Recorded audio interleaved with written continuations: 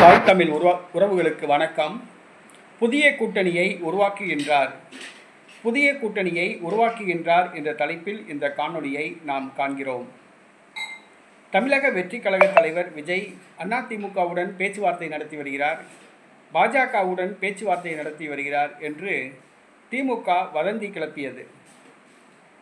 அதிமுக கூட்டணியில் விஜய்க்கு 80 தொகுதிகள், 50 தொகுதிகள், 30 தொகுதிகள், துணை முதலமைச்சர் பதவி, 10 அமைச்சர்கள் பதவி, துணை சபாநாயகர் பதவி, 10 வாரிய தலைவர்கள் பதவி என்று வதந்தி பரப்பின.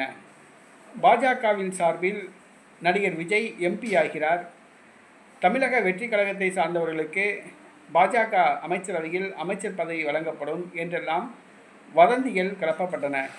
இன்றைய தினம் நடிகர் விஜய் அவர்கள் தன்னுடைய கூட்டணி பற்றிய அறிவிப்பை வெளியிட்டுள்ளார். அதாவது தமிழக வெற்றி கழகம் தனித்து போட்டியிடுவதாக அறிவித்துள்ளார். தமிழக வெற்றி கழகம் தலைமையில்தான் புதிய கூட்டணி என்றும் அறிவித்துள்ளார். ஆகவே நடிகர் விஜய் அதிமுகவுடனோ பாஜகவுடனோ கூட்டணியில் இணைவதற்கு வாய்ப்பில்லை என்று தெளிவாக கூறிவிட்டார். மேலும் தமிழக வெற்றி கழக கூட்டணியை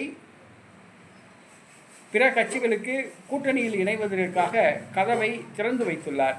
ஆகவே தமிழக வெற்றி கழகம் தலைமையில் ஒரு புதிய கூட்டணி உருவாக்கப்பட உள்ளது. அந்த புதிய கூட்டணி தேர்தலை முதன்முறையாக சந்திக்கிறது.